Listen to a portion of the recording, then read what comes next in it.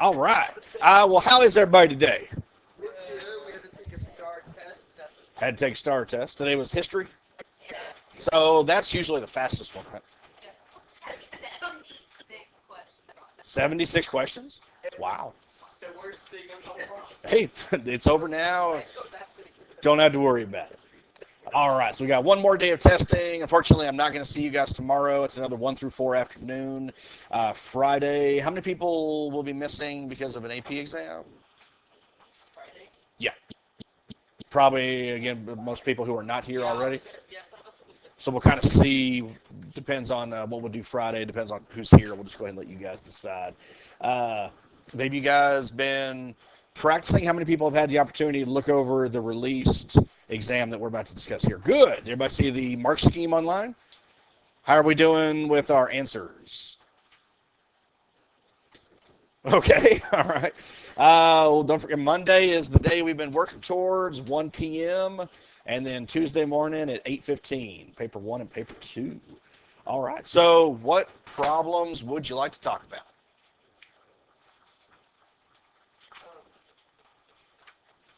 So calculate percent error again.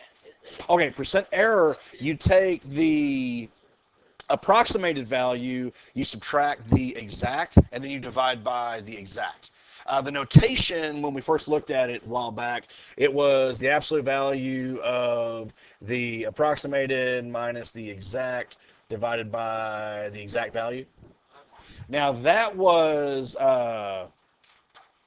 error approximation. And then, of course, if you wanted to go ahead and multiply it by 100, there was your percentage error.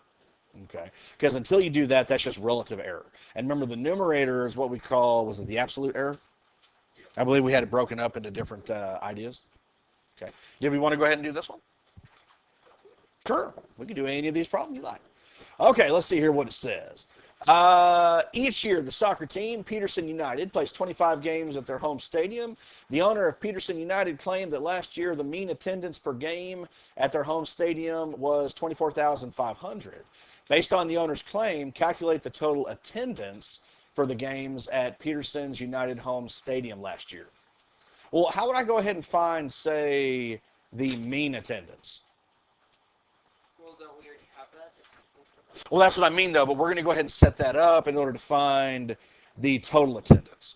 Because what you would do is you take the total attendance divided by the number of games, and then that would give you 24,500, right? Yeah. So we were just setting up our equation. So would you just multiply 24,500? Yeah.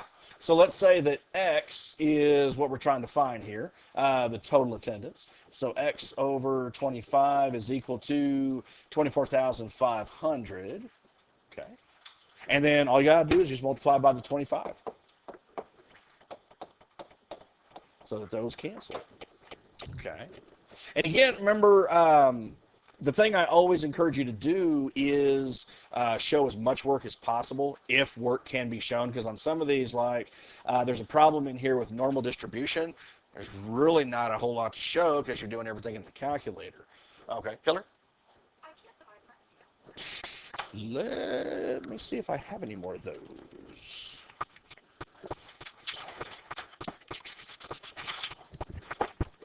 Let's see here. Okay, there's paper 2. I got a couple of formula books. Ah, got some right here. Okay, paper 1. Did anybody else need a copy? Oh, you got one? Okay. Anybody else? Need one? Okay. All right, good. Okay, let me go ahead and pull up my calculator here.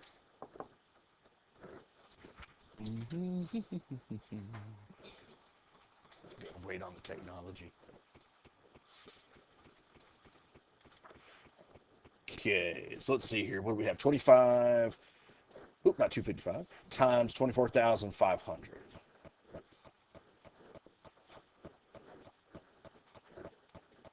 Okay. So 612,500? Okay. That's what I'm getting. Okay. 612,500. And remember, when you're looking at these, you're going to have a box where you're going to want to put all your work. If they are going to look at work, it's going to be within that box, so that's where you want to go ahead and put it. And your final answers are going to go in that little smaller box in the bottom right corner. They'll have all those blanks for them, all the good stuff. Don't forget your units of measurement if that's one of the items in there. Now it says that the actual total attendance last year was 617,700. Calculate the percentage error in the owner's claim. Okay. So we need to subtract these two values, okay, then divide by the actual attendance, and then multiply by 100. Now, because we're taking the absolute value, does the order actually matter? No, whether we start with the smaller or the larger, we're going to end up with a positive. But this one right here is the approximate, and this one's the exact. So it really doesn't matter. I'm going to come over here to my calculator. So let's see, control divide. If you go ahead and use this button right here between 9 and your catalog, that is weird. Should be bringing up some, there we go, some of these right here. So absolute value is right here on the second one. So let's see, we have, what was it, 612,500? Okay, and then we're subtracting, what, 617,700? 617,700. I have to go over to the mouse on this. Then I'm going to divide by 617,700. And then I'm going to multiply the whole thing times 100. Here, I'll just go ahead and push enter. And then times 100. Okay, control divide. Okay, wait a minute.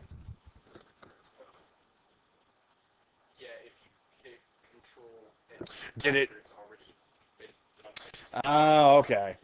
So I need to take that. So what we ended up with was 52, 6177. Let's do this. So 52 divided by 6177. Okay. Control enter. There we go. Times 100. Okay. So we're looking at about 0.84%. Okay. That's what I got. All right. And then what's this last part right here? Write down your answer from part B in the form of A times 10 to the K, where A has got to be between 1 and 10, and K is an integer. What were the integer values? Does anybody remember? What kind of values were not allowed in the integers? Decimals and fractions. So basically we're talking the positive counting numbers, 0, and their negatives are opposites. Okay.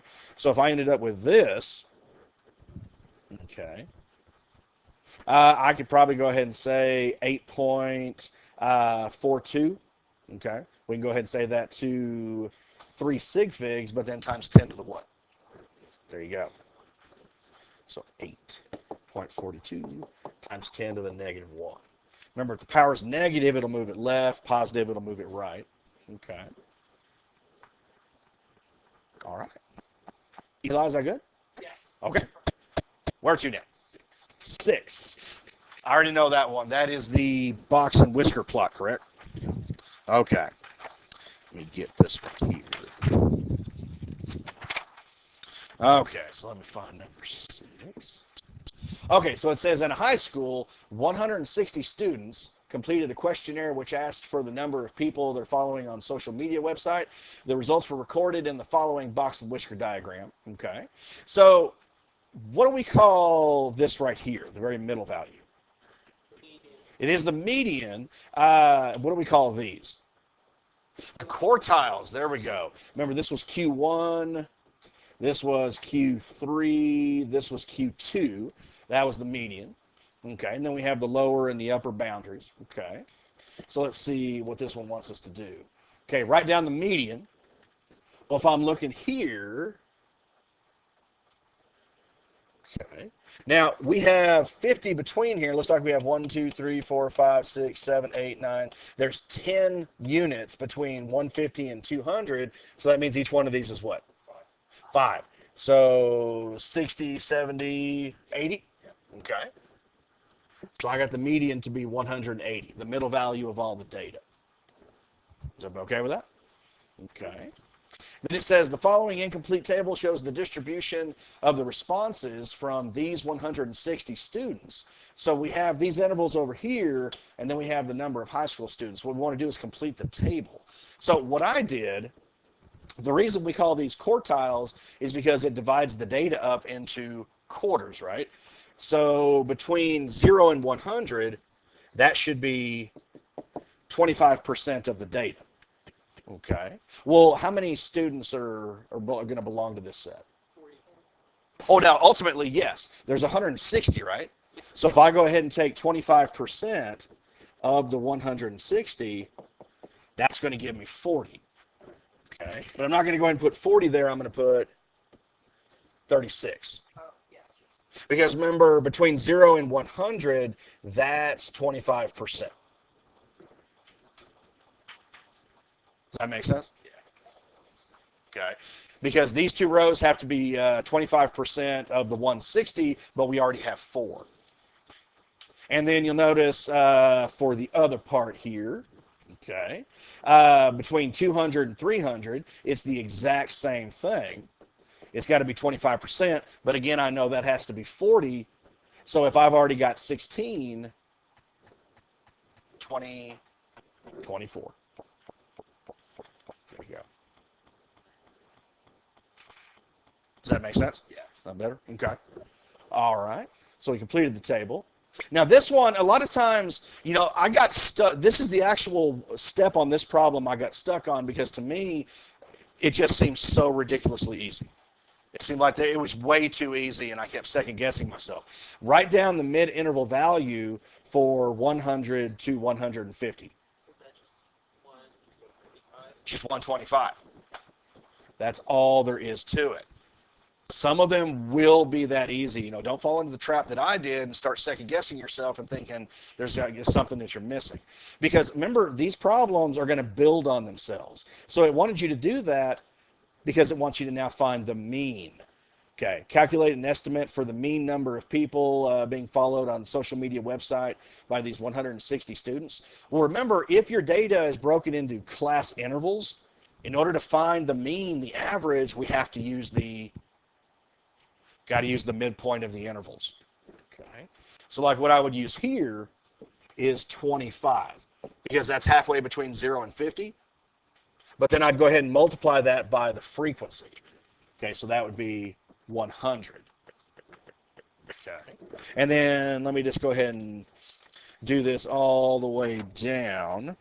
If I get the midpoint of 75 times the 36, I got 2,700. Okay, then the next one I got 4250, 8050. Then I got 5400. Did I mess up? No, I just. Oh, I'm sorry. Was I in the way? No, I like. Okay. 4,400. There we go. And that gave me a grand total of 24,900. Is everybody okay where I got these numbers from? Does anybody want me to go back and elaborate? Okay. So I got the grand total of all the data, and what do I want to take 24,900 and divide by? 160. So 24,900 divided by 160. Of course, we can go ahead and plop that in the calculator, but what'd you get? We don't have calculators. Oh, nobody picked up a calculator. Did anybody work the problem ahead of time? What'd you get? Get 155.625. There you go. So I went ahead and said 156.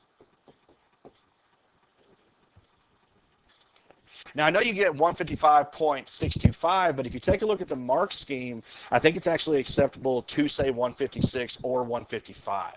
In fact, in a lot of cases, when you go ahead and find your values, even on the two problems that I gave you Monday for your exam, when you're finding, say, volume or anything like that, an acceptable answer is still to go ahead and write that value in terms of 3 sig figs. Okay, instead of the actual value. Okay, and I think, is that all on number 6? Because then we go to 7. Okay, all right, and Spencer, are you good about that? Okay, what else? 8. What was 8? Okay. Okay. So we're talking about a hot air balloon, so it's a pretty uplifting problem. Or it might be like Mr. West is full of hot air. Somebody told me left out. It's okay. All right. Well, what is it we're at? Two fixed points, A and B, are 40 meters apart on horizontal ground. Two straight ropes, AP and BP, are attached to the same point P on the base of a hot air balloon, which is vertically above the line AB. All right, the length of BP is 30. Okay, we got that there. And angle BAP is 48 degrees. Okay, of course, diagram is not to scale.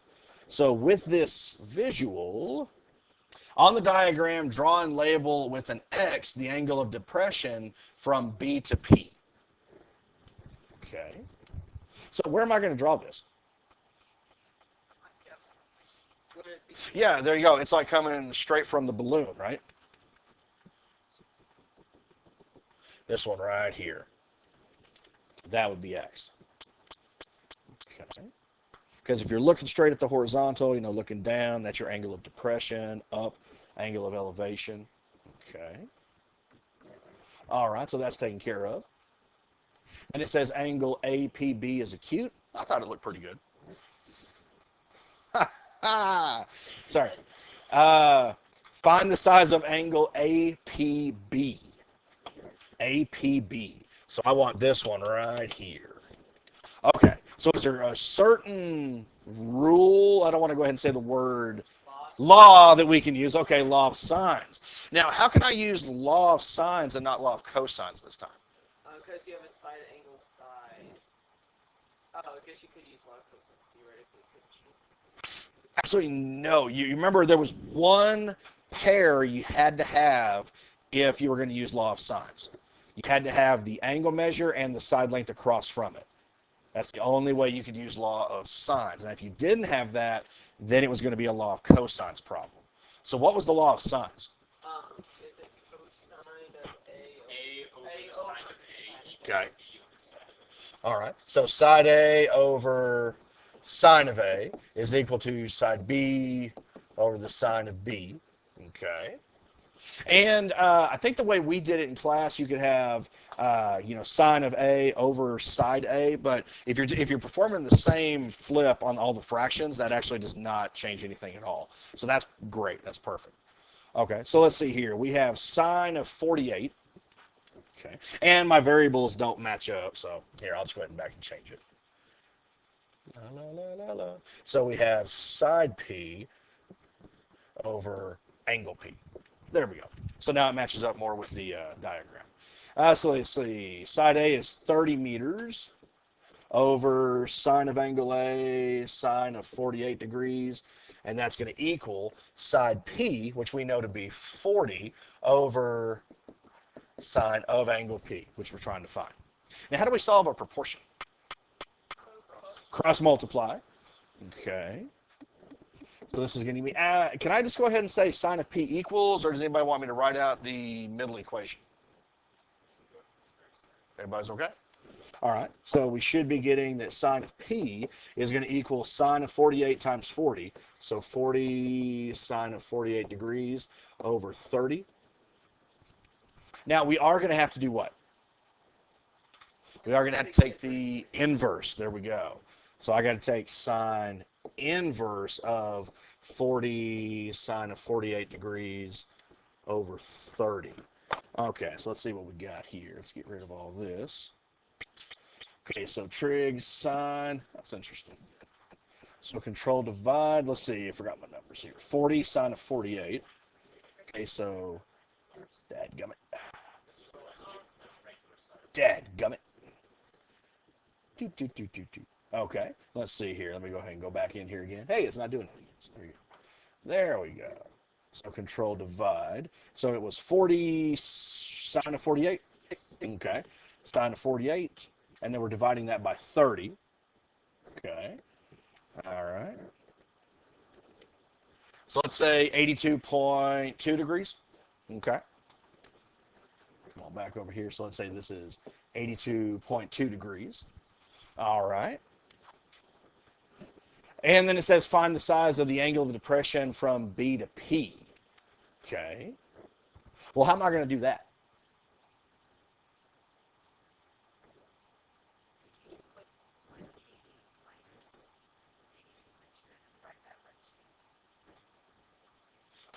Possibly. What I was thinking about was using a term, or this is what I did.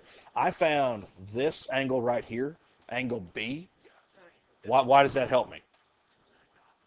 Okay. What do we call a line that intersects two or more other lines?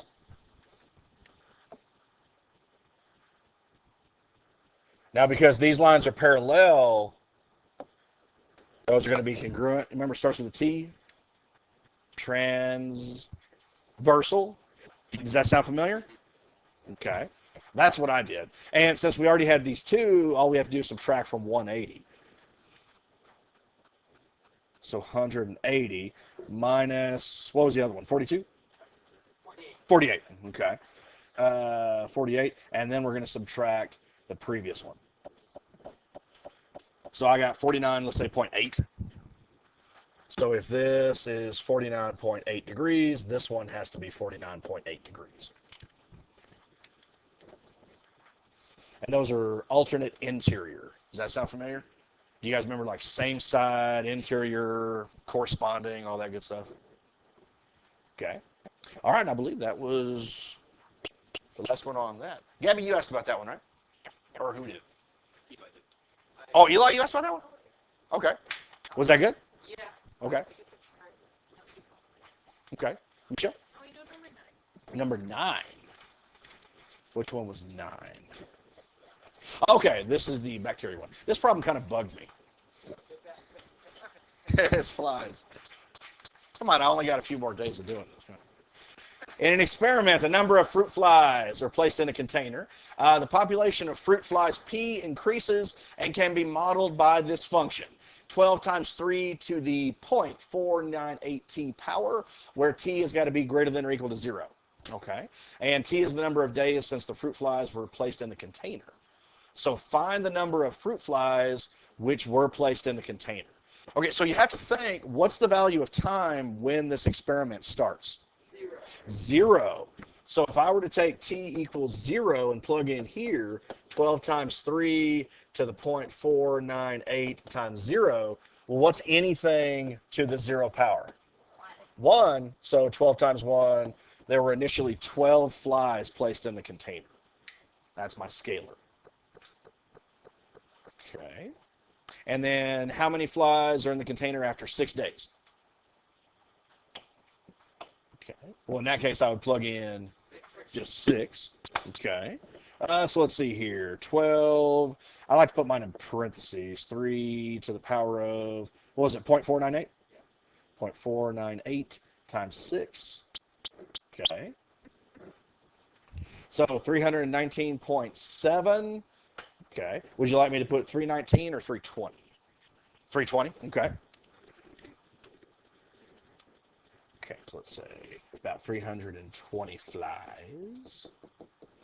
Okay, and then it says the maximum capacity of the container is 8,000 fruit flies. Find the number of days until the container reaches its maximum capacity. So now we want to work backwards and figure out T. Set it equal to 8,000. Okay. So 8,000 equals 12 times 3, what was it, 0.498 T. Okay. Now, perfect opportunity. We could plug it into numerical solve. We could actually run through the process, but we would have to use a what if we're going to solve it, showing our steps. We have to use a log. Okay. What would you guys like to do? You did the log? Okay.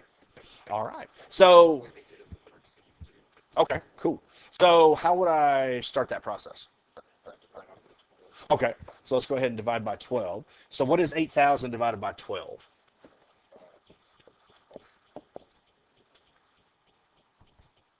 Was it like 2,000 thirds?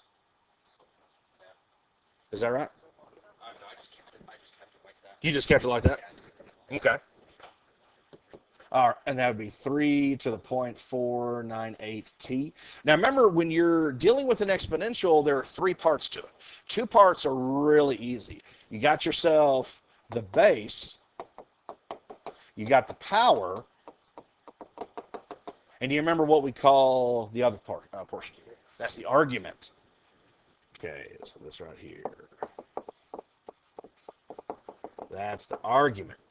Okay, so a logarithm is a power. So if I'm going to rewrite the exponential to a logarithmic expression, it has to equal the power that I'm placing on the base to get the argument.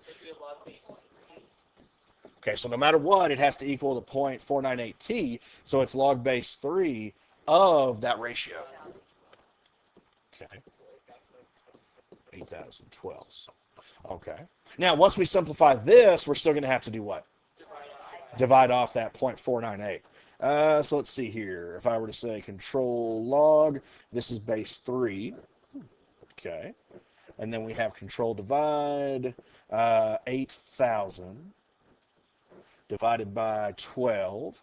Okay. So I'll go ahead and get the decimal approximation, and then I'm just going to go ahead and divide that by 0.498. So how many days? Let's say about 11, close to 12. Okay. All right. Michelle, you asked me about that one? Does that make sense? Okay. So what would you like me to put here, 12 or 11.9? 11.9? Okay. Okay. All right, next up. 11.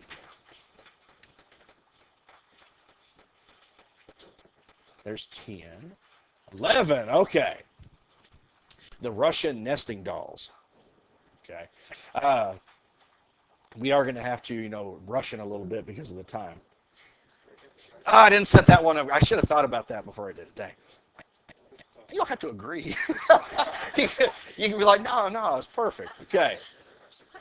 Matryoshka dolls, or Russian dolls, are similarly designed dolls which open up and fit inside each other. The largest set of this type is a 51-piece set, which was completed in 2003. The height of the largest piece is 54 centimeters. The heights of successive smaller dolls are 94% of the preceding larger doll is shown. Find the height of the smallest doll in the set. Okay, so this is definitely a sequence, right? Ultimately, it's going to become a series because we're going to find the grand total. But is it arithmetic or geometric? It is geometric. So the explicit form for a geometric sequence was a sub n equals the first term times r to the n minus 1. Okay. Now, we actually have everything we need. What is a sub 1? That'd be 54. Okay, that's the height of the very first doll. So I'm going to not put that n in just yet, equals 54 times, what is the common ratio? 0.94. I'm going to multiply each preceding value by 0.94 to get the current one. And I'm going to say n minus 1. Now it wants to know the smallest doll. So that would be the last one. So how do I know what number that is? 51.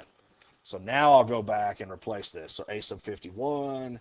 Now if I were to plug 51 in there, that's actually a power of 50. Okay. And now let's see what we have here.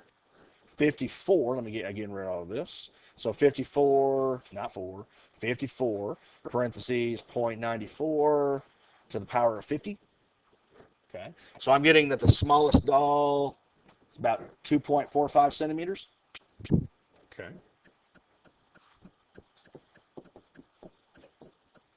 Okay.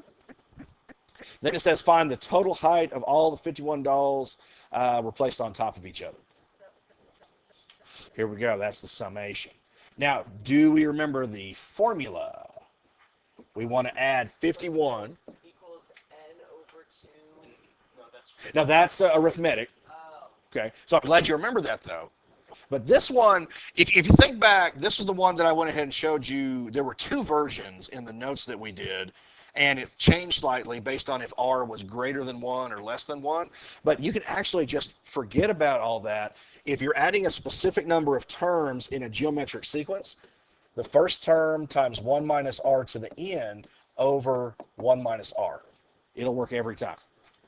Okay. And we will have this equation in the formula book. I believe that is in the formula book, yes. As well as the one we used earlier? Yeah. Okay. Which one? Oh, the explicit? Yes. That's in there as well. All right, so let's plug in everything we have here. The first doll was 54 centimeters times 1 minus 0.94 to 51, because there's 51 that we're adding up. And then 1 minus r, we can just go ahead and say 0.06. Okay. And then it's just a matter of plugging it in the calculator. What number are we on? 11.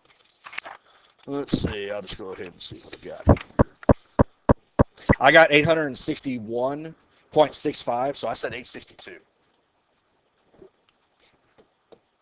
862 centimeters. Okay. Who asked about that one? Okay. Emily, does that make sense? Yes. Okay.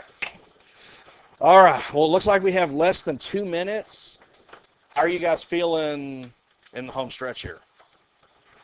Good? Okay. Has anybody taken advantage of that website that I gave the link to, the OSC? Remember, there are problems for all of these on there, easy, medium, difficult, and it has the video solutions.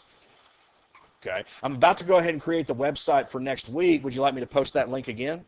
So you don't have to go back to, okay. All right. So what are we going to want to do on Friday? Are we going to want to continue looking at these released problems? Do we want to do a review? Just continue these review problems? Or the review? Was that all right? Okay, test. We got a review. Any other? We can try to fit in some of each. Okay.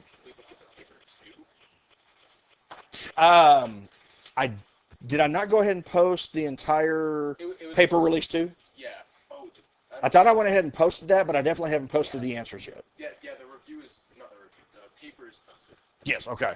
So I still have one person who hasn't taken the test yet, which is why I'm kind of holding out on that. I did post the paper 1 solutions, right? Yes. Okay. Just want to make sure. And did everybody get my text yesterday that I posted all of the review keys? So even the one we haven't talked about yet, review 6, you have that as well. Okay. So I know we're going to have time before then, but I'm getting really nervous because this is what we build towards the entire year. But guys, you've done an amazing job this year. I think you're going to blow it out of the water. You know the material. You just have to be confident and know that you understand what you're talking about. You guys are going to be fine. Okay. And I'll be there right before the 2 tests to give you another encouragement. Say, yay. All right, yay. Say yay. So I'll just walk up, yay, and then walk away.